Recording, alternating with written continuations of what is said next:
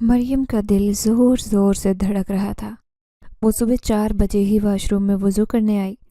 جیسے ہی wash room کا دروازہ بند کیا اسے محسوس ہوا جیسے کسی نے دروازہ بجایا ہو۔ وہ ایک دم سے ہی پریشان ہو گئی۔ دروازہ کھلا، تیز ہواؤں کے شور اور دور کہیں کتوں کے بھونکنے کی آوازوں کے علاوہ کچھ بھی نہیں تھا۔ چند دن سے اس کے ساتھ عجیب معاملات پیش آ رہے تھے۔ اسے یاد آیا کہ جب سے وہ میلاد سے واپس آئی تھی، آدھی رات کو وہ اکیلی ہی تھی۔ اس نے غلطی کی۔ تیز خوشبو جو دلاور استعمال کرتا تھا، اس رات اس نے میلاد میں جانے سے پہلے وہ بھی استعمال کر لی تھی۔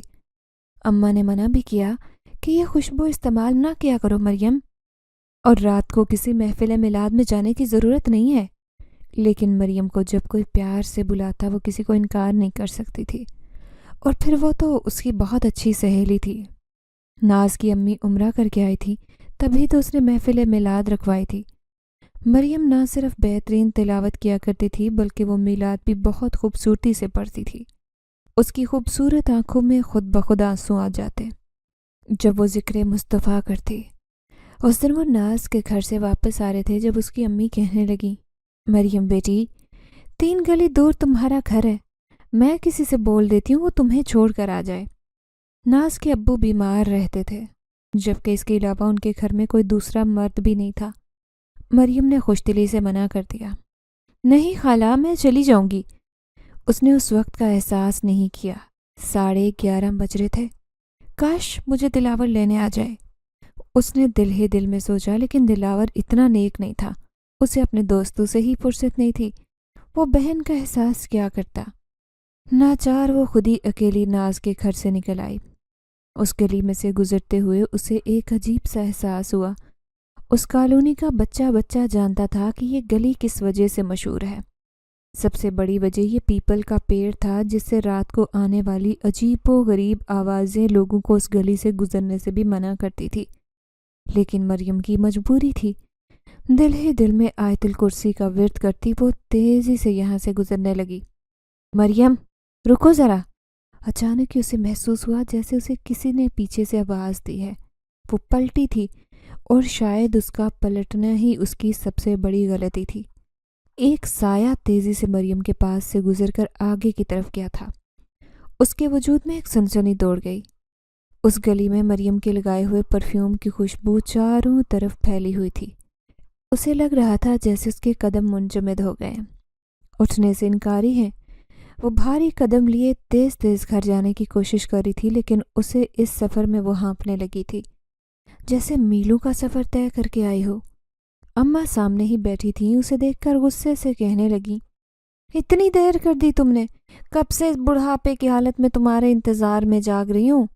مریم نے سر جھکا لیا۔ اسے خود سر میں تیز درد اور کندھے پر بوجھ محسوس ہو رہا تھا۔ کھانا تو وہ کھا کر آئی تھی، پھر اماں سے پوچھا تو اس نے انکار کر دیا اور چادر لپیٹ کر سو گئی۔ لیکن اسے ابھی انتظار کرنا تھا، وہ بھی دلاور کا جو رات کو 1-2 بجے سے پہلے گھر نہیں آتا تھا۔ وہ اسے اتنا پیار کرتی تھی کہ اسے کھانا کھلائے بنا وہ سو بھی نہیں سکتی تھی۔ ناچار کپڑے بدل کر وہ لیٹنے کے ارادے سے بستر پر دراز ہو گئی کہ اس کا سر کا درد ہی ٹھیک ہو جائے۔ تبھی اچانک دروازے پر دستک ہوئی۔ وہ خوش ہو گئی کہ آج دلاور جلدی گھر واپس آ گیا۔ جیسے ہی اس نے گھر کے دروازے کھولے، اچانک ہی تیز ہوا کا جھونکا اس کے قریب سے گزر کر آگے کی طرف گیا۔ وہ چکرا کر رہ گئی۔ گلی میں کوئی بھی نہیں تھا، نہ ہی کوئی دروازہ بجانے والا۔ اس نے تیزی سے دروازے بند کیے، پھر سہم کر اماں کی چارپائی پر آ کر بیٹھ گئی۔ آج نہ جانے کیا ہوا تھا، اسے اپنے ہی گھر میں اتنا خوف محسوس ہو رہا تھا۔ تبھی اس نے اماں کو زور زور سے ہلایا۔ اماں اٹھ جاؤ، مجھے ڈر لگ رہا ہے۔ اس نے سہمی ہوئی نگاہوں سے ماں کو دیکھا۔ اماں حیران ہو کر اٹھ بیٹھی، غصے سے کہنے لگی، جبھی تو تجھے منع کر رہی تھی کہ رات گئے تک محفلوں کی تقریب میں نہ جایا کر خوشبو لگا کر، اوپر سے تو اتنی تیز خوشبو لگاتی ہے۔ اماں کا دل ایسی باتوں پر ہول جاتا۔ مریم گہری سوچ میں تھی۔ اس کالونی میں ہونے والے پے در پے واقعات نے سبھی لوگوں کو ہلا کر رکھا ہوا تھا۔ کہتے تھے کہ پیپل کے پیڑ پر رہنے والا ایک جنات ساری نوجوان لڑکیوں کو پریشان کرتا ہے، لیکن مریم کو یہ بات جھوٹی لگتی تھی۔ آج اسے جو محسوس ہو رہا تھا اسے سوچ کر اس کی ریڑھ کی ہڈی میں سنسناہٹ دوڑ گئی۔ پھر وہ جلدی سے کہنے لگی، اماں تم سو جاؤ، میں تو ایسے ہی کہہ رہی تھی۔ اس کی ماں کی طبیعت ٹھیک نہیں رہتی تھی، اس لیے وہ جلد ہی گہری نیند میں چلی گئی۔ اب وہ دعا کر رہی تھی کہ جلد ہی دلاور گھر لوٹ آئے۔ تھوڑی دیر بعد دلاور کو دیکھ کر اس کی جان میں جان آئی۔ اسے کھانا دیا، پھر کھانا کھا کر وہ سونے کی کوشش کرنے لگی، لیکن اس رات وہ پوری رات جاگتی رہی۔ 4 بجے اس کی آنکھ کھلی تو وہ تہجد پڑھنے کی غرض سے بستر سے اٹھی، لیکن پھر سے ہونے والے ان معاملات نے اسے ہلا کر رکھ دیا۔ مریم بڑی ہی خوبصورت اور سمجھدار لڑکی تھی۔ میٹرک کرنے کے بعد وہ اعلیٰ تعلیم حاصل کرنے کے خواب دیکھتی تھی، لیکن شاید غربت اور یتیمی کے احساس نے اس سے یہ خواب چھین لیے، کیونکہ اس کا باپ نہیں تھا۔ دلاور اس کا بڑا بھائی تھا، لیکن وہ نہ ہونے کے برابر تھا، کیونکہ آوارہ دوستوں کی لے نے اسے بہت بگاڑ دیا تھا۔ اسے نہ اپنی بہن کا احساس تھا، نہ بوڑھی ماں کا جو ہر وقت بیمار رہتی، جسے دوائیوں کی اشد ضرورت تھی۔ پھر مریم نے میٹرک کے بعد مدرسے میں داخلہ لے لیا۔ اسے اللہ نے بہترین ذہن عطا کیا تھا۔ یہی وجہ تھی کہ محض 2 سال کے عرصے میں وہ حافظ قرآن بن چکی تھی۔ وہ چاہتی تھی کہ اس شہر کے سب سے اچھے مدرسے سے وہ ایک معلمہ کے فرائض انجام دے، لیکن ابھی تک باوجود کوشش کے اسے نوکری نہیں مل سکی تھی۔ یہی وجہ تھی کہ وہ محفل میلاد بھی سیکھ چکی تھی اور اسے کچھ شوق بچپن سے ہی تھا۔ وہ 5 وقت کی نماز پڑھتی، گھر میں ہی جوان بچیوں کو مدرسہ پڑھاتی۔ میلاد کرنے سے بھی اسے تھوڑا بہت ہدیہ مل جاتا جس سے گھر کا گزر بسر ہو رہا تھا، ورنہ دلاور سے تو اسے ایسی کوئی امید نہیں تھی۔ کچھ بھی تھا، جیسا بھی تھا، وہ اس کا سہارا تھا، اس گھر کا واحد مرد، اسی لیے وہ اس کا خیال رکھتی تھی۔ جبکہ اماں کا کہنا تھا کہ اس نے دلاور کو بہت زیادہ بگاڑ دیا ہے۔ اس کا دل محبت اور نیکی کی طاقت سے بھرپور تھا۔ یہی وجہ تھی کہ وہ کبھی کسی سے کوئی برا سلوک نہیں کر سکتی تھی۔ محلے پڑوس کے سبھی لوگ جانتے تھے کہ مریم کتنی صاف دل کی لڑکی ہے۔ سبھی اس کے کردار کی گواہیاں دیتے تھے۔ یہی وجہ تھی کہ آج تک کوئی پیدا ہی نہیں ہوا تھا جو مریم جیسی خوبصورت اور نیک لڑکی پر انگلی اٹھا سکتا۔ لیکن اس رات اپنی سہیلی ناز کے گھر سے واپسی پر جو بھی اس کے ساتھ ہوا، اس نے اسے بری طرح سے پریشان کر دیا تھا۔ اس دن بچیاں اسے مدرسہ پڑھنے آئی تو وہ کچھ کھوئی کھوئی سی تھی۔ مریم، میری دوائیاں ختم ہو گئی ہیں بیٹا، جا کر لے آؤ، میرے سر میں درد ہو رہا ہے۔ اماں کی بات پر وہ چونکی۔ وہ اماں کی دوائیاں لینے جا رہی تھی کہ اچانک ہی پڑوس میں رہنے والی خالہ کلثوم چلی آئیں۔ وہ اپنے پوتے کو لے کر آئی تھی۔ مریم بیٹا، اسے نظر لگ گئی ہے، نہ جانے کیا ہو گیا ہے، مسلسل روئے جا رہا ہے، تم اسے دم کر دو۔ وہ ان کے پوتے کو دم کر رہی تھی، لیکن پھر وہ بیٹھ کر اماں سے باتیں کرنے لگ گئی۔ مریم چائے بنانے کچن میں چلی آئی، پھر دوسرے دن کام نپٹانے لگی۔ جیسے ہی شام کے 7 بجے اچانک اسے یاد آیا کہ وہ اماں کی دوائی لانا بھول گئی تھی۔ جلد ہی اس نے اس میں سے پرس میں پیسے دیکھے، صرف 200 روپے تھے اس کے پرس میں موجود۔ 200 میں کیا دوائیاں آئیں گی، یہی سوچ کر وہ مایوس تھی۔ اماں کو کہہ کے وہ دوائیاں لینے جا رہی تھی، گھر سے نکل آئی، لیکن پھر سے وہی عجیب احساس اس کے پیچھے تھا۔ ایسے لگتا جیسے اکیلی نہیں بلکہ اس کے ساتھ کوئی چل رہا ہے۔ رات کو ویسے بھی اسے خوف محسوس ہو رہا تھا۔ دلاور حسب معمول گھر سے باہر تھا اور اس سے کوئی امید نہیں تھی کہ وہ اماں کی دوائیاں لا کر دے گا۔ جیسے ہی وہ میڈیکل سٹور پر گئی، اس نے اماں کی دوائیاں لی، لیکن ایک دم ہی اس کے پیروں تلے سے زمین نکل گئی تھی، کیونکہ وہ دوائیاں جو کل تک بہت سستی تھی آج مہنگی ہو چکی تھی۔ میڈیکل سٹور والا اسے 400 روپے طلب کر رہا تھا۔ شرمندگی سے اس کے پسینے چھوٹ رہے تھے۔ پھر وہ کہنے لگی، بھائی میں تھوڑی دیر میں آتی ہوں، آپ یہ دوائیاں اپنے پاس رکھیں۔ میڈیکل والا اسے عجیب سی نظروں سے دیکھ رہا تھا۔ وہ تیزی سے وہاں سے باہر آئی، آنسو اس کے گالوں پر بکھر رہے تھے۔ اگر وہ نقاب میں نہ ہوتی تو اس کے پاس لوگ اسے یوں روتا دیکھ کر شاید اس کا مذاق بناتے۔ اس کے پاس تو اتنے پیسے بھی نہیں تھے کہ وہ اماں کے لیے دوائیاں خرید سکتی۔ تیزی سے اندھیری رات میں وہ گھر کی طرف جا رہی تھی، جب اچانک ہی اسے پھر سے محسوس ہونے لگا کہ جیسے کوئی تیز قدموں سے اس کے پیچھے چلتا ہوا آ رہا تھا۔ مریم، رکو ذرا۔ عجیب سی آواز اس کے کانوں سے ٹکرائی تو وہ پلٹی، حیران رہ گئی۔ پیچھے کھڑا ہوا ایک اجنبی نوجوان اسے دلچسپ اور گہری نظروں سے دیکھ رہا تھا۔ یہ تمہاری دوائیاں ہیں؟ اس نے اچانک ہی دوائیوں کا تھیلا مریم کی طرف بڑھایا۔ اس نے غور کیا یہ اماں کی ہی دوائیاں تھیں، اور ان کی طاقت کا سرپ بھی۔ مہنگی دوائیاں تھیں جو وہ خرید نہیں سکتی تھی، جبھی تو خالی ہاتھ میڈیکل سٹور سے واپس آ گئی۔ لیکن یہ اجنبی نوجوان اسے کہاں سے دیکھ رہا تھا؟ اسے کیسے پتہ چلا کہ وہ اپنی ضرورت پوری نہیں کر پائی تھی؟ اس نے کانپتے ہاتھوں سے وہ تھیلا اس سے لیا۔ اس کا دل اس قدر بھرا ہوا تھا کہ وہ شکریہ بھی ادا نہیں کر سکی۔ تبھی وہ نوجوان اسے دیکھتے ہوئے کہنے لگا، اگر تم چاہو تو میں تمہاری نوکری لگوا سکتا ہوں، مدرسے میں ہی، جس نوکری کی تمہیں ضرورت بھی ہے۔ مریم بری طرح سے گھبرا گئی۔ وہ حیران رہ گئی کہ یہ نوجوان کون ہے۔ کم از کم اس کی کالونی کا تو ہرگز نہیں تھا۔ اندھیرے کے باعث اس کی شکل تو واضح نہیں تھی، لیکن اس کی آنکھیں نظر آ رہی تھی۔ وہ جس طرح گہری نظروں سے اسے دیکھے جا رہا تھا، مریم کو اس کی آنکھیں اچھی نہیں لگی تھی۔ لیکن اگر وہ اس کی مدد کرنا چاہتا ہے تو وہ تو انکار بھی نہیں کر سکتی تھی۔ وہ جانتی تھی کہ گھر کے حالات بہت خراب ہیں، دلاور کے سدھرنے کی کوئی امید نہیں تھی، جبکہ اماں کی بیماری نا علاج کروانے کے باعث بڑھتی جا رہی تھی۔ وہ سر جھکائے کہنے لگی، میں نوکری کرنا چاہتی ہوں، لیکن مدرسہ کہاں ہے؟ کل رات کو 8 بجے اسی جگہ پر ملنا، میں تمہیں وہ جگہ بھی دکھا دوں گا جہاں وہ مدرسہ ہے، تمہاری نوکری بھی لگ جائے گی، پریشان ہونے کی ضرورت نہیں۔ مریم کے ہاتھوں میں ٹھنڈے پسینے آ رہے تھے، لیکن اسے اس اجنبی کی مدد کرنا اچھا بھی نہیں لگ رہا تھا، اس لیے اسے کچھ کہہ تو نہیں سکی کیونکہ وہ اس وقت مجبور تھی۔ پھر اس کا شکریہ ادا کہہ کر پلٹنے لگی، لیکن حیران رہ گئی، وہ پھر بھی اس کے پیچھے پیچھے آ رہا تھا۔ اچانک وہ پلٹی، پھر حیرت سے کہنے لگی، آپ میرے پیچھے کیوں آ رہے ہیں؟ تمہاری حفاظت کے خیال سے۔ اس کی بات پر وہ حیران رہ گئی۔ وہ آگے آ گئی تھی جبکہ وہ نوجوان اسے گھر تک چھوڑنے جا رہا تھا۔ اب مریم پریشان ہو گئی۔ وہ اسے کیسے کہتی کہ اس محلے میں اس کی عزت ہے، اس کی نیک نامی ہے، اگر اس کے پیچھے لوگوں نے آتے دیکھ لیا تو وہ اسے کوئی غلط لڑکی سمجھ بیٹھیں گے۔ لیکن وہ پلٹ کر یہ تک نہیں کہہ سکی، بلکہ خاموشی سے چلتی رہی، یہاں تک کہ اس کا گھر آ گیا۔ گلی کی نکڑ پر پہنچ کر اچانک اس نے اپنے پیچھے آنے والی آوازیں بند ہونا محسوس کی۔ اس نے پلٹ کر دیکھا تو اس نوجوان کا وہاں نام و نشان بھی نہیں تھا۔ نہ جانے وہ کون تھا اور اسے کیسے مریم کی ضرورتوں کا پتہ چل گیا۔ جیسے ہی گھر کی دہلیز پر پہنچی، اچانک اس کے پیروں تلے سے زمین نکل گئی۔ اماں بے ہوش فرش پر پڑی تھی۔ وہ چیخ چیخ کر رونے لگی۔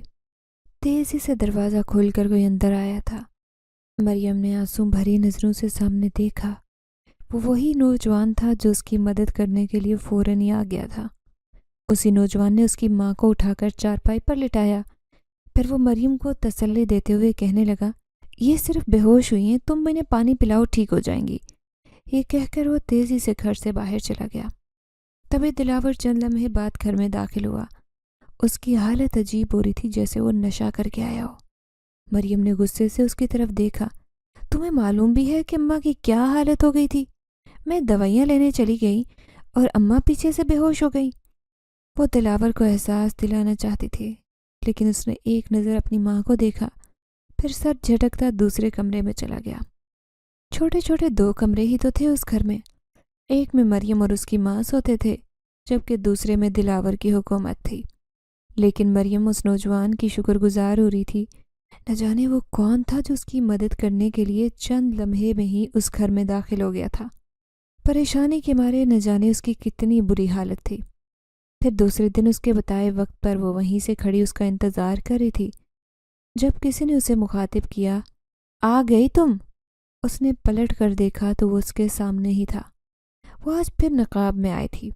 اس نے مسکراتی نظروں سے مریم کو دیکھا، جیسے اسے دیکھ کر وہ بہت خوش ہوا ہو۔ پھر اسے اپنے پیچھے آنے کے لیے کہہ دیا، لیکن مریم تو خوف سے کانپنے لگی جب اس نے اس نوجوان کو ایک غیر آباد علاقے میں جاتے دیکھا۔ کیا مدرسہ اس طرف ہے؟ وہ دھیرے سے لہجے میں اس سے پوچھ رہی تھی۔ اس نے سر ہلایا، پھر کہنے لگا، ہاں مدرسہ یہیں پر ہے، میں تمہاری نوکری کے لیے وہیں پر لے کر تمہیں جا رہا ہوں۔ مریم حیرت سے کہنے لگی، لیکن یہاں تو کوئی آبادی نہیں ہے، اور مدرسہ رات کو ہی کیوں کھلتا ہے، جبکہ ہمارے علاقے میں تو سب دن میں پڑھاتے ہیں۔ وہ اندر سے ڈر رہی تھی یہ سوچ کر کے رات کو یہاں کیسے آیا کرے گی، جبکہ اسے گھر سے نکلنے کی اجازت بھی نہیں تھی۔ تبھی اس نے پلٹ کر گہری نظروں سے مریم کو دیکھا اور کہنے لگا، یہ مدرسہ رات کو ہی کھلتا ہے، لیکن تم فکر نہ کرو، تمہاری تنخواہ اتنی اچھی ہوگی کہ تم خود ہی رات کو آنے پر راضی ہو جاؤ گی۔ مریم یہ سن کر خاموش ہو گئی۔ کافی دیر چلنے کے بعد بالآخر اسے اچانک ہی بچوں کے تیز تیز قرآن پاک پڑھنے کی آوازیں آنے لگیں، جیسے بہت سارے بچے مل کر شور کر رہے ہوں۔ یہ دیکھ کر اس کی جان میں جان آئی۔ اس کے سامنے ہی ایک عمارت تھی، لیکن عمارت کو دیکھ کر ایسے لگتا جیسے وہ صدیوں پرانی ہو۔ اس میں کئی منزل پہ تعمیر کی گئی تھی، لیکن اس کی اینٹیں بہت ساختہ ہو رہی تھیں۔ اس عمارت کو دیکھ کر وہ حیران رہ گئی۔ ایسے لگ رہا تھا جیسے مغلیہ دور کی کوئی بہت بڑی حویلی بنائی گئی ہو، جس میں پے در پے کمرے تھے۔ جیسے ہی وہ اندر آئی تو حیران رہ گئی۔ سفید رنگ کے لباس میں ملبوس کئی عورتیں یہاں وہاں گھوم رہی تھی، اور بچے بچیاں جنہوں نے سفید رنگ کا ہی لباس پہن رکھا تھا، وہ سب ایک لائن میں بیٹھے قرآن پاک ہاتھ میں لیے زور زور سے پڑھ رہے تھے۔ یہ منظر خوابناک محسوس ہو رہا تھا۔ مریم خوش ہو گئی، لیکن عورتوں نے اسے عجیب سی نظروں سے دیکھا، جیسے انہیں مریم کے یہاں آنے سے خوشی نہیں ہوئی۔ سب لوگ اتنے عجیب سے کیوں ہیں؟ مریم نے دل میں سوچا۔ تبھی اس نوجوان نے اشارے سے کسی عورت کو ساتھ بلایا اور اس کے کان میں سرگوشی کرتے ہوئے کچھ کہنے لگا۔ عورت نے اس کی بات سن کر انکار کر دیا۔ مریم خوش ہو رہی تھی کہ اسے یہاں نوکری مل جائے گی، تنخواہ چاہے جتنی بھی ہو۔ تبھی نوجوان اس کے پاس آیا اور کہنے لگا، وہ تمہیں یہاں رکھنے سے انکار کر رہے ہیں۔ یہ سن کر تو اس کے ہوش اڑ گئے۔ وہ بہت مایوس ہو گئی، لیکن نوجوان اسے تسلی دیتے ہوئے کہنے لگا، فکر نہ کرو، ایک دوسرا کام کر سکتی ہو۔ اگر تم ہمارے 3-4 بچوں کو گھر پر ہی پڑھاؤ تو تمہیں تنخواہ بھی اتنی ہی ملے گی جتنی یہاں پڑھانے کی۔ اب مریم سوچ میں پڑ گئی۔ پھر وہ دل ہی دل میں خوش ہو گئی یہ سوچ کر کے کہ اسے گھر سے باہر بھی نہیں نکلنا پڑے گا، بلکہ بچے خود ہی اس کے پاس آ جایا کریں گے۔ اس نے فوراً اپنی رضامندی دے دی۔ نوجوان کہنے لگا، میں تو چاہتا تھا کہ تم اسی مدرسے میں پڑھاؤ کیونکہ تم انتہائی خوبصورت آواز میں تلاوت کرتی ہو۔ مریم سر جھکا کر کہنے لگی، بس رب کی عطا کردہ نعمت ہے میرے پاس، اور تو اس کے علاوہ کچھ بھی نہیں۔ تمہارے پاس بہت کچھ ہے۔ اچانک ہی نوجوان کی بات پر اس کے دل میں عجیب سی کھلبلی مچی تھی۔ نہ جانے کیوں سے وہ ایسے دیکھتا ہے، اسے کچھ شرم سی محسوس ہوئی۔ پھر اس نوجوان نے اسے گھر کے نکڑ پر چھوڑ دیا، لیکن مریم نے پلٹ کر دیکھا تو حیران رہ گئی۔ وہ ابھی تک وہیں کھڑا اسے دیکھے جا رہا تھا۔ گھبرا کر جلدی سے وہ گھر آ گئی۔ اس نے ماں کی طبیعت کو دیکھا۔ اماں اب کچھ بہتر لگ رہی تھی۔ دوائی نہ ہونے کی وجہ سے ان کی حالت ایسے ہی بگڑ جاتی۔ دلاور حسب معمول گھر پر ہی نہیں تھا۔ وہ کچن میں آ کر اماں کے لیے دلیا بنانے لگی، لیکن یہ دیکھ کر اسے مایوسی ہوئی کہ کچن میں سارا راشن ختم ہونے والا ہے۔ وہ فکر مند ہو گئی۔ ان کے گھر میں فاقوں کی نوبت تھی۔ دوسرے دن وہ انتظار کرتی رہی، لیکن بچے نہ آئے۔ وہ مایوسی کی حدوں کو چھونے لگی۔ محلے پڑوس کے جو بچے اس کے پاس پڑھنے کے لیے آتے تھے، وہ اسے کوئی معاوضہ یا ہدیہ نہ دیتے، حالانکہ وہ کس قدر ضرورت مند تھی۔ کاش ان کے حالات کوئی جان سکتا۔ نکھٹو بھائی نے ان کے پورے گھر کو برباد کر دیا۔ رات کے 9 بج رہے تھے جب اچانک دروازے پر دستک ہوئی۔ اس کے ساتھ اماں بھی چونک گئی تھی کہ کون ہے دروازے پر۔ شاید دلاور آ گیا ہے۔ دلاور کا اتنی جلدی آنا ممکن نہیں تھا۔ تبھی مریم نے جیسے ہی دروازہ کھولا تو حیران رہ گئی۔ 3 سفید لباس والے بچے اس کے گھر کی دہلیز پر کھڑے تھے۔ ان کے ہاتھوں میں سپارے تھے۔ تینوں کی آنکھیں سفید تھیں۔ جب مسلسل وہ مریم کو دیکھ رہے تھے۔ ہمیں یوسف نے بھیجا ہے، انہوں نے کسی کا نام لیا۔ وہ حیرت سے سوچنے لگی کہ یوسف کون؟ تبھی اسے یاد آیا کہ شاید اسی نوجوان کا نام یوسف ہے۔ خوش ہو کر وہ کہنے لگی، جلدی آؤ، میں تمہیں پڑھاتی ہوں۔ اس نے تینوں بچوں کو دلاور کے کمرے میں بٹھایا، لیکن تینوں بچوں نے ناک منہ چڑھانا شروع کر دیا۔ وہ ایک دوسرے سے کہنے لگے، یہاں عجیب سی بدبو آ رہی ہے۔ مریم شرمندہ ہو گئی۔ وہ یہاں کی صفائی تو کرتی تھی، لیکن دلاور سے اسے کسی صفائی کی امید نہیں تھی۔ پھر وہ کہنے لگی، اچھا ہم صحن میں بیٹھتے ہیں، لیکن رات کا وقت ہے، تمہیں ڈر تو نہیں لگے گا؟ اور تم اکیلے کیسے آ گئے؟ مریم بڑے پیار سے بچوں سے پوچھ رہی تھی، تبھی وہ لڑکی جس کی آنکھیں کالی سیاہ اور اندھیرے میں چمک رہی تھی مریم کو دیکھتے ہوئے کہنے لگی، اکیلی نہیں بلکہ یوسف بھائی چھوڑ گئے، وہ باہر ہی کھڑے ہیں۔ اس کے چہرے پر معنی خیز مسکراہٹ تھی۔ مریم حیران رہ گئی، پھر وہ سوچنے لگی کہ اسے یوسف کو اندر آنے کے لیے کہنا چاہیے، آخر اس کی وجہ سے اسے اتنا اچھا کام ملا ہے، وہ بھی قرآن پڑھانے کا، جو بچپن سے اس کی خواہش تھی۔ ان تینوں بچوں کو سبق یاد کرنے کا کہہ کر وہ باہر آئی اور چپکے سے دروازہ کھولا، لیکن کوئی نظر نہیں آیا۔ شاید بچوں نے اسے جھوٹ کہا تھا۔ اسے بچوں پر غصہ آیا، لیکن پہلا دن تھا، اس لیے وہ ان پر غصہ کر کے اپنے لیے شکایت کا موقع نہیں دینا چاہتی تھی۔ کہیں بچے ناراض ہو کر اس کے پاس پڑھنے سے آنے کے لیے انکار نہ کر دیں۔ کافی دیر وہ بچوں کو پڑھاتی رہی۔ تینوں بچے پڑھنے میں اچھے تھے۔ پھر دوسرا بچہ اپنے ساتھ بیٹھے بچے سے کہنے لگا، ہمیں تو مدرسے میں ہی اچھا لگتا ہے پڑھائی کرنا، پتہ نہیں یوسف بھائی نے زبردستی یہاں کیوں بھیجا۔ مریم شرمندہ ہو گئی۔ تینوں بچے اسے تیز نظروں سے دیکھ رہے تھے، جیسے یہاں آنے پر انہیں غصہ ہو۔ پھر اچانک تینوں اٹھے اور کہنے لگے، یوسف بھائی ہمیں لینے آ گئے، ہم جا رہے ہیں۔ وہ تینوں تیزی سے گھر سے نکل گئے۔ مریم انہیں آوازیں دیتی رہ گئی کیونکہ دروازے پر تو کوئی نہیں تھا۔ وہ جیسے ہی گلی میں نکل کر دیکھنے لگی تو حیران رہ گئی، تینوں کا نام و نشان نہیں تھا۔ وہ ساکت کھڑی تھی۔ چند سیکنڈ کی دیر ہوئی تھی، وہ بچے کہاں غائب ہو سکتے تھے؟ خالی نظروں سے وہ گلی کو دیکھ رہی تھی، جہاں سوائے سناٹے اور کالے اندھیرے کے کچھ نہیں تھا۔ تبھی اچانک اس کی نظر دروازے کے باہر رکھے ایک تھیلے پر پڑی تو وہ حیران رہ گئی، یہ تھیلا یہاں کس نے رکھا؟ تھیلے کو گھسیٹتے وہ بمشکل اندر لائی۔ جیسے ہی کھولا تو حیران رہ گئی، اس میں تو راشن بھرا ہوا تھا۔ جو چیزیں اس کے گھر پر کم تھی، جن جن کی اسے ضرورت تھی، وہ سب کچھ اس تھیلے میں موجود تھی۔ وہ حیران تھی کہ یہ سب اس کے لیے کس نے اور کیوں کیا ہے، لیکن اماں کی آواز پر وہ چونکی جو اسے کہہ رہی تھی کہ مریم مجھے بھوک لگ رہی ہے۔ اب اس کے پاس کچھ بھی سوچنے کا وقت نہیں تھا۔ جلدی جلدی وہ اماں کے لیے دلیا بنانے لگی۔ خدا کا لاکھ شکر ادا کر رہی تھی جس نے اس برے وقت میں ان کی مدد کی تھی۔ پھر وہ تو جیسے روزانہ کا معمول شروع ہو گیا۔ وہ بچے تینوں اس کے پاس پڑھنے آنے لگے۔ جیسے ہی 10 دن ہوئے، اچانک وہ بچی جو اس کے پاس پڑھنے کے لیے آتی تھی، وہ اس سے کہنے لگی، یوسف بھائی تم سے شادی کرنا چاہتا ہے۔ اس کے منہ سے اتنی بڑی بات سن کر وہ حیران رہ گئی، پھر اسے جھڑکتے ہوئے کہنے لگی، بچے ایسی بات نہیں کرتے۔ یہ سن کر وہ تینوں زور سے ہنسے، پھر ایک دوسرے سے کہنے لگے، انہیں ابھی کچھ بھی نہیں پتا، جب پتا چلے گا تو ان کا کیا حال ہوگا۔ ان کی ہنسی بڑی ہی خوفناک تھی۔ مریم کے دل میں عجیب سا ڈر پیدا ہوا تھا، لیکن اس نے ان بچوں کی ہنسی کو نظر انداز کر دیا۔ بچے پڑھنے کے بعد حسب معمول ایک دم سے ہی اٹھ کر گلی میں غائب ہو گئے، لیکن اگلے دن وہ ان سے پوچھنے لگی کہ وہ اس طرح کیسے غائب ہو جاتے ہیں۔ مریم کے چہرے پر خوف تھا۔ وہ تینوں کہنے لگے، تو آپ ہمیں نہ پڑھایا کریں، ویسے بھی ہمیں آپ کے پاس پڑھنا اچھا نہیں لگتا۔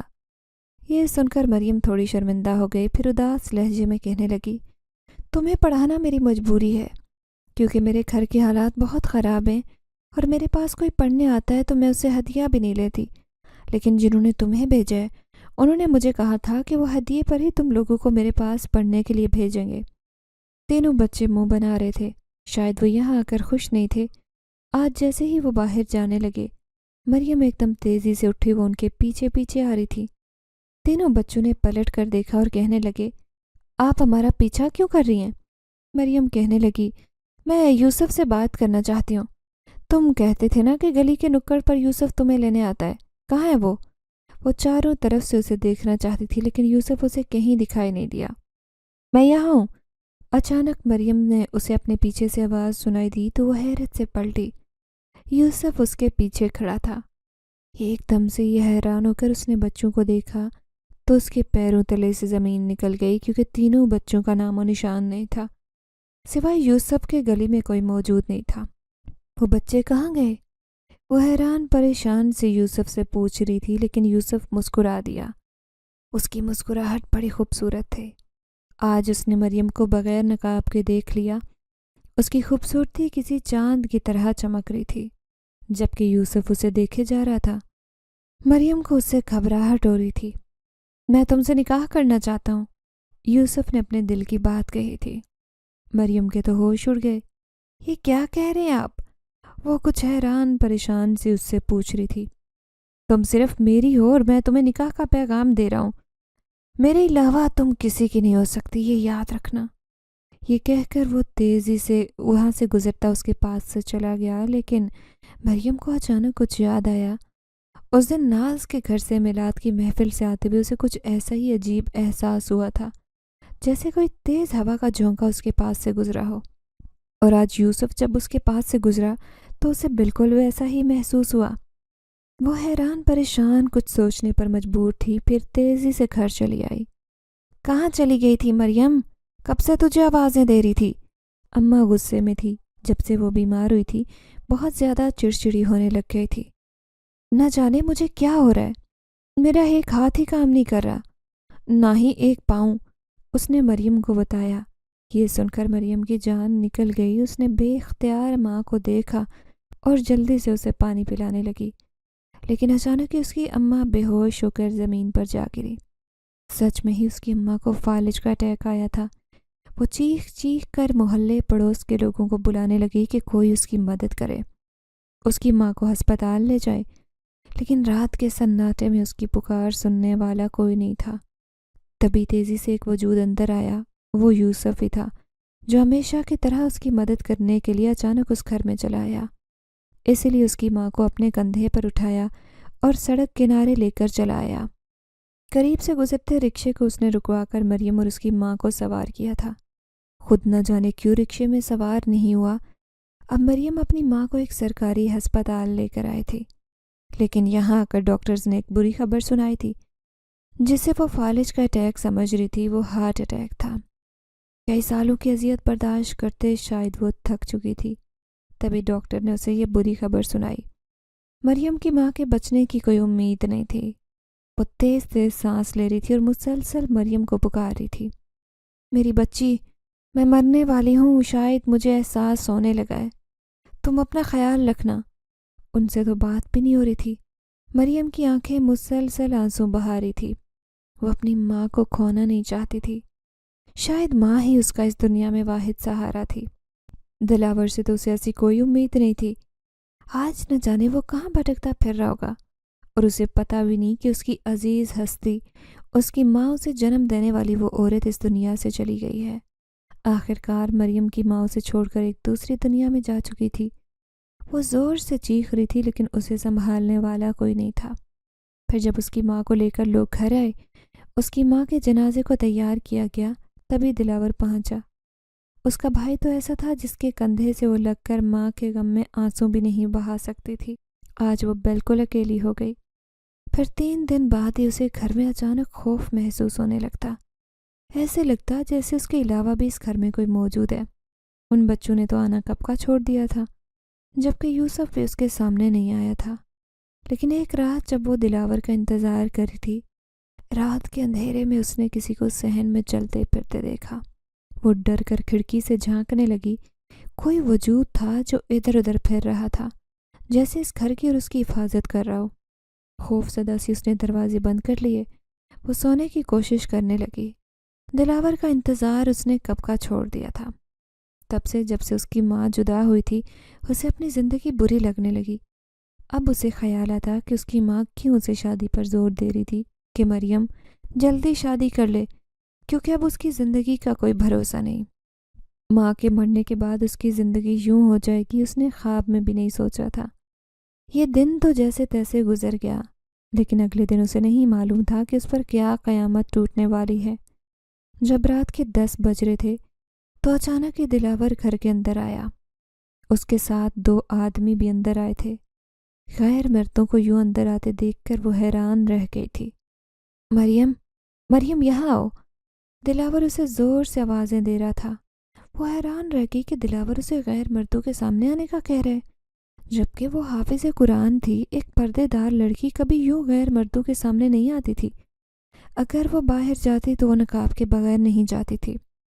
وہ سہم کر دلاور کے سامنے آئی تو دلاور ان دونوں آدمیوں سے کہنے لگا، یہ دیکھو، یہ میری بہن ہے۔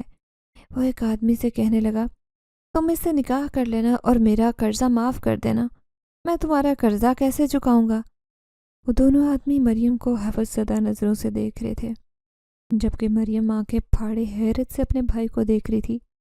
بھائی تو بہنوں کی عزت کا محافظ ہوتا ہے، لیکن یہ ایک ایسا بھائی تھا جو اپنی ہی بہن کو دوسروں کے سامنے آنے کی دعوت دے رہا ہے، اور انہیں نہ جانے اس بات پر کیوں اکسا رہا تھا کہ وہ مریم سے نکاح کر لیں۔ وہ تو دونوں آدمی دلاور کی طرح کے جواری ہی تھے۔ مریم ایک لمحے میں ہی سارے کا سارا معاملہ سمجھ گئی تھی۔ دلاور شاید نشے کی قلت کی وجہ سے اب ان دونوں آدمیوں سے کافی حد تک قرضہ لے چکا تھا، جس کی وجہ سے اب مریم کا نکاح ان میں سے کسی ایک آدمی سے کرنے کی وہ سوچے جا رہا تھا، اور مریم آنکھوں میں آنسو لیے دوسرے کمرے میں آ کر بند ہو گئی تھی۔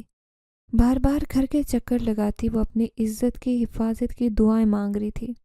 اچانک اس کے ذہن میں ایک بات گونجی تھی، میں تم سے نکاح کرنا چاہتا ہوں۔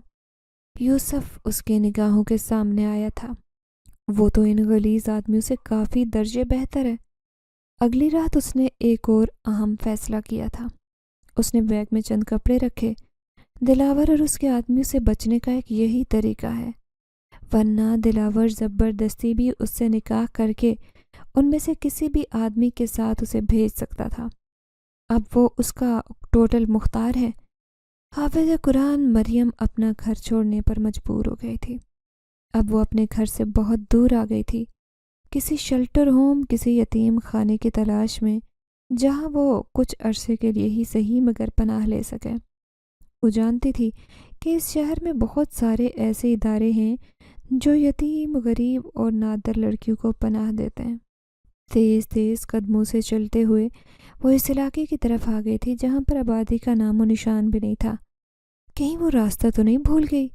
کچھ پریشان سی ہوتی وہ ادھر ادھر دیکھنے لگی۔ یہاں کسی بھی انسان کا نام و نشان نہیں تھا۔ وہ سہم کر ادھر ادھر بھٹکتے ہوئے تیزی سے آگے کی طرف جانے لگی، جہاں جھاڑیوں اور درختوں کے جھنڈ نے آگے کا راستہ بالکل بند کر رکھا تھا۔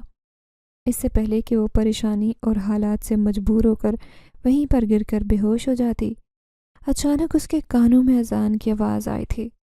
وہ حیران رہ گئی کہ یہاں پر تو کوئی مسجد وغیرہ بھی ہے۔ تیزی سے اس آواز کی طرف قدم اٹھائے تو اس کے دل میں ایک خوشی کا احساس جاگا تھا۔ سامنے ہی ایک مسجد تھی، بالکل سفید رنگ کی، جو بہت خوبصورت تھی۔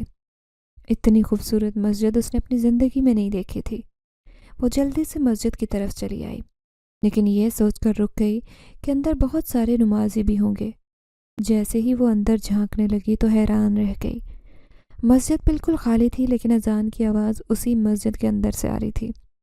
پھر اس نے ٹھنڈے پانی سے وضو کیا اور اپنے لیے خدا سے مدد طلب کرنے لگی۔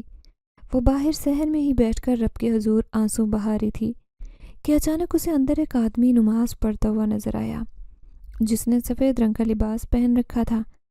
جیسے ہی اس آدمی نے سلام پھیرا اور مریم کی طرف رخ موڑ کر پلٹا تو مریم کے پیروں تلے سے زمین نکل گئی، کیونکہ وہ آدمی کوئی اور نہیں بلکہ یوسف تھا، جو آج بڑا ہی پر نور چہرہ لیے اس کے سامنے تھا۔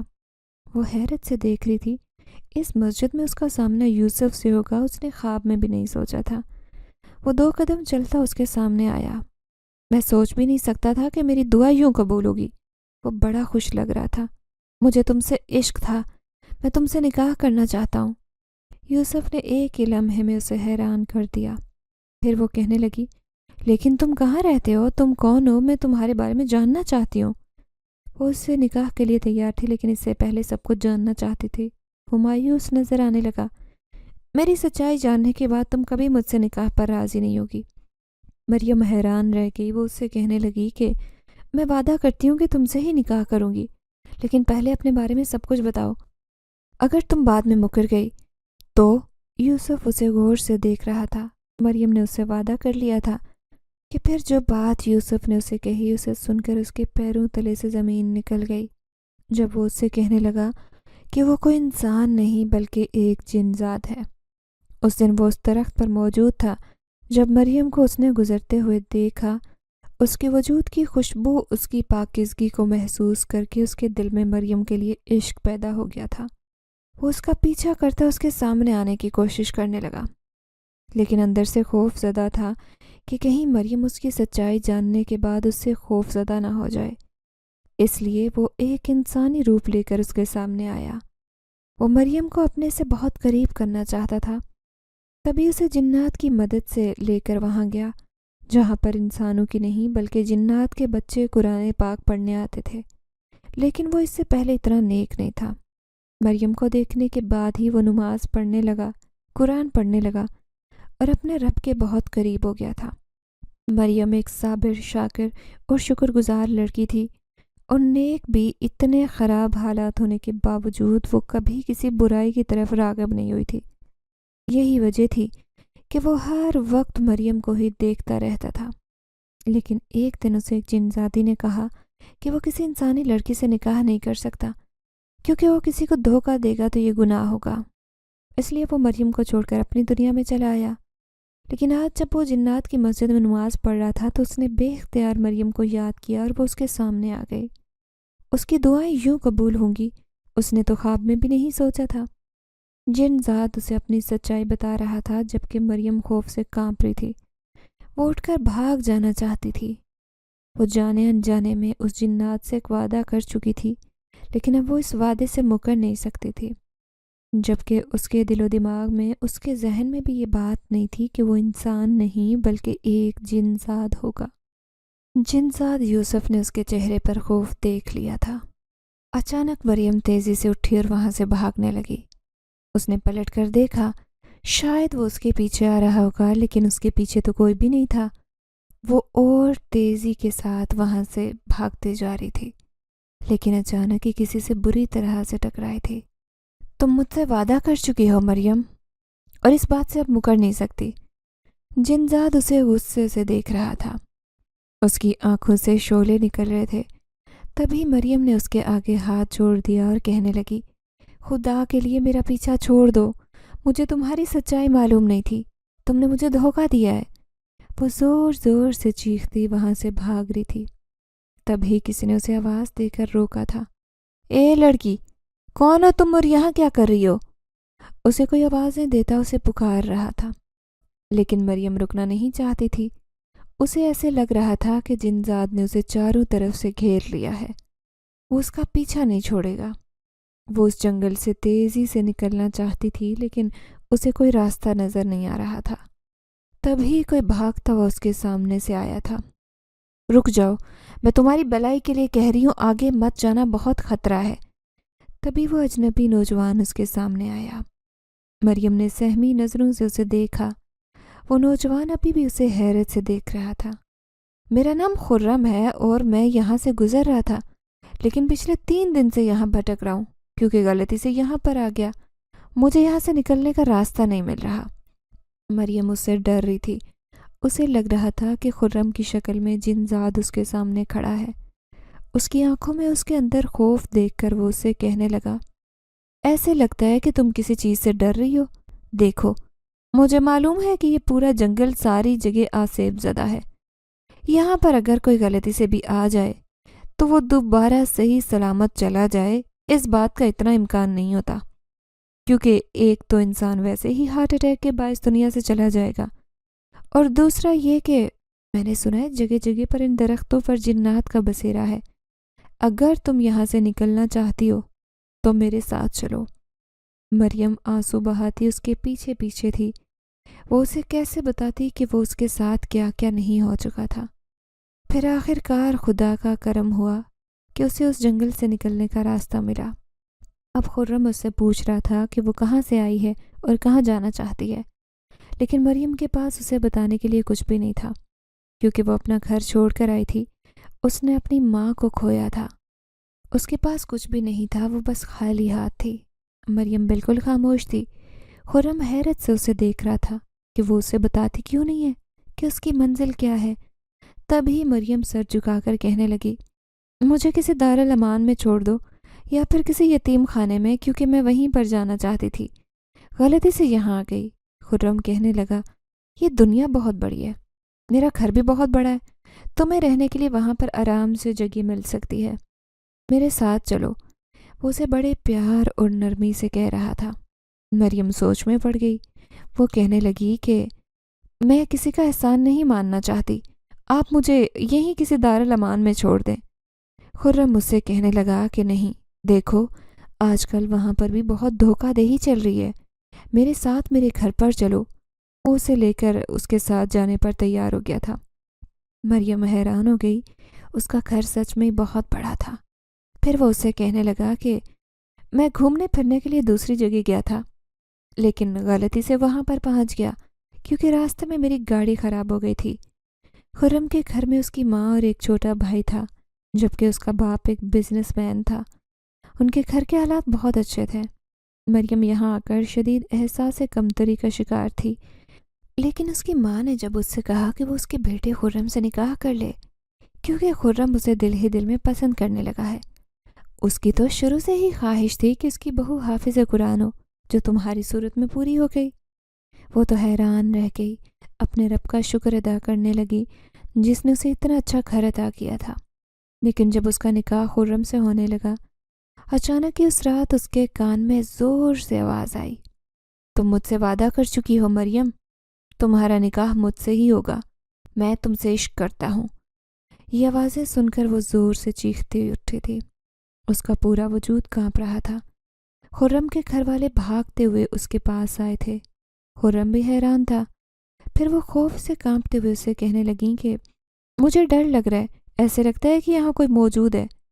وہ ان سب کو کیسے حقیقت سے آگاہ کرتی کہ اس پر ایک جنزاد عاشق ہو گیا تھا جس سے پیچھا چھڑا کر وہ اس گھر تک آئی ہے۔